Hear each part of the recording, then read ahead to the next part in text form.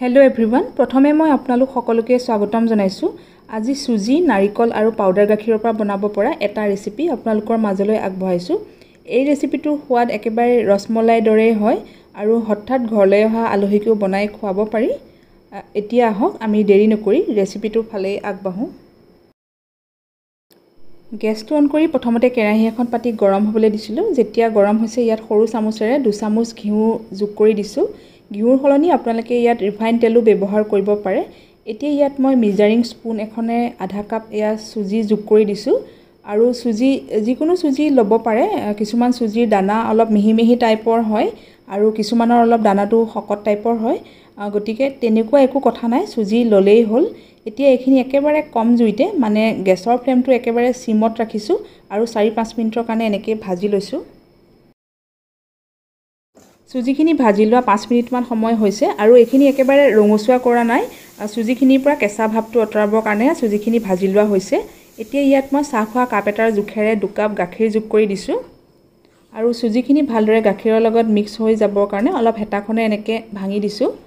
সুজিখিনি যাতে অলপো গোটা হৈ নাথাকে হেতু ভালদৰে মন কৰিব।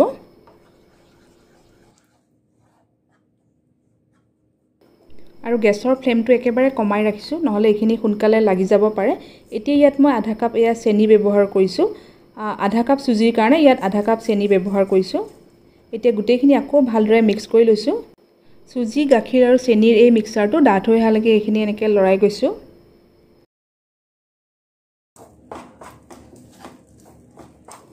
প্ৰায় 5-6 মিনিটমান লৰাই লোৱাৰ পিছত এইখিনি ডাঠ হৈ আহিছে আৰু হৈয়ে গৈছে। এতিয়া ইয়াত মই আধা কাপ ৰুকি লোৱা নাৰিকল যোগ কৰি দিছো। এনেকৈ অলপমান নাৰিকল দিলে টেষ্টটো খুব বেছি ভাল লাগে, গতিকে নাৰিকলটো যিমান পাৰে ইয়াত আপোনালোকে দিবলৈ চেষ্টা কৰিব। নাৰিকল দিয়াৰ পিছতো এইখিনি আৰু 2-3 মিনিটমানৰ কাৰণে এনেকৈ লৰাই লৈছো। এইখিনি হৈ গৈছে আৰু ইয়াৰ টেক্সচাৰটো বহুত বেছি ঢিলা কৰা নাই। এতিয়া গেছটো অফ কৰি দিছো আৰু প্লেট এখনলৈ গুটেইখিনি উলিয়াই লৈছো। এইখিনি অলপ ঠাণ্ডা হ'ব দিব লাগিব। মিশ্ৰণখিনি অলপ গৰম হৈ থাকোতে এইখিনি 2 মিনিটমান আটা মৰাৰ দৰে মাৰি ললো। এতিয়া সৰু সৰু সাইজতে এনেকৈ ৰাউণ্ড শেপতে বনাই গৈছো। আপোনালোকে নিজৰ পছন্দ অনুসৰি যিকোনো শেপত বনাব পাৰে আৰু হাতখনত অলপমান ঘিউ বা ৰিফাইন তেল সানি ল'ব, তেতিয়া বনাবৰ কাৰণে সুবিধা হয়। আৰু এয়া এটা হৈয়ে গ'ল। একেদৰে মই বাকিখিনিও বনাই লৈছো। বনাই হোৱাৰ পিছত এটা ওচৰৰ পৰা দেখুৱাইছো আৰু এনেকুৱা মিহি হ'বৰ কাৰণে পিঠাকেইটা সুজিৰ মিক্সাৰটো ভালদৰে সিজাই ল'ব। আপোনালোকে গাখীৰৰ হলনি পানীও ব্যৱহাৰ কৰিব পাৰে সিজাবৰ কাৰণে আৰু এইখিনি আটা মৰাৰ দৰে খুব ভালদৰে মাৰি ল'ব, তেতিয়াহে এনেকুৱা মিহি হ'ব আৰু তেতিয়া পিঠাকেইটা খাবলৈ খুব ভাল লাগে। এতিয়া মই 2 পেকেট 10 টকীয়া পাউডাৰ গাখীৰ ব্যৱহাৰ কৰিছো। পাউডাৰ গাখীৰ দিলে এই পিঠাৰ টেষ্টটো খুব বেছি এনহেন্স হয়। যদি পাউডাৰ গাখীৰ নাথাকে তেতিয়া ইয়াৰ হলনি গৰু গাখীৰ বা যিকোনো লিকুইড মিল্ক ব্যৱহাৰ কৰিব পাৰে। বাটি এটাৰে আধা বাটিমান হৈছে আৰু ইয়াত একেলগতে 2 কাপ নৰ্মেল পানী যোগ কৰি দিছো। গেছটো এতিয়াও অফে আছে আৰু এইদৰে এতিয়া প্ৰথমতে গুটেইখিনি ভালদৰে মিক্স কৰি লৈছো। গেছটো আমি পাছতহে অন কৰিম। ভালদৰে মিক্স কৰি লোৱাৰ পিছত এতিয়া গেছটো অন কৰি দিছো আৰু এইখিনি অকণমান ডাঠ হ'ব দিছো। একেলগতে ইয়াত মই 2টা ইলাচি খুন্দি যোগ কৰি দিছো আৰু ইয়াত মই 1 চামুচ চেনি দিছো।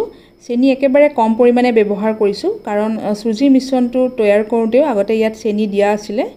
গাখীৰখিনি ভালদৰে এবাৰ উতল অহাৰ পিছত ইয়াত এতিয়া সুজিৰ বলখিনি যোগ কৰি দিছো।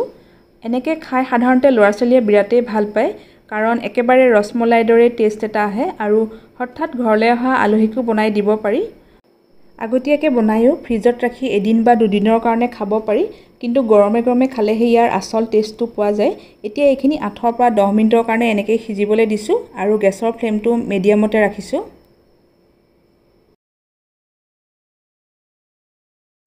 এয়া মই 10 মিনিটমানৰ পাছত দেখুৱাইছো। গাখীৰখিনি আগতকৈ চাওক ডাঠ হৈ পৰিছে আৰু সুজিৰ এই পিঠাকেইটাও খুব ধুনীয়াকৈ কোমল হৈ পৰিছে। হেতাখনে লৰাওঁতে ধৰিব পাৰিছো। এতিয়া গেছটো অফ কৰি দিছো আৰু এটা এটাকৈ সাৰ্ভিং প্লেট এখনলৈ উলিয়াই লৈছো। অলপমান ৰৈ যোৱা গাখীৰ আৰু বাদাম দি সজাই লৈছো। ৰেচিপিটো চাই নিশ্চয় ভাল পাইছে, তেতিয়াহ'লে ভিডিঅ'টোত এটা লাইক কৰিব আৰু নতুন নতুন ৰেচিপিৰ নটিফিকেশ্যনবিলাক পাই থাকিবৰ কাৰণে চেনেলটো ছাবস্ক্ৰাইব কৰি থ'ব। কাষতে থকা বেলটো প্ৰেছ কৰিব, তেতিয়া মোৰ আহিবলগীয়া সকলোবোৰ ভিডিঅ'ৰ নটিফিকেশ্যনবিলাক পাই থাকিব। এটা এনেকৈ কাটি দেখুৱাইছো। খুব কোমল হৈছে আৰু ভিতৰলৈকে ৰসখিনি সোমাই গৈছে। কেতিয়াবা ট্ৰাই কৰি চাব আৰু ভিডিঅ'টো চোৱাৰ কাৰণে আপোনালোকক ধন্যবাদ জনাইছোঁ।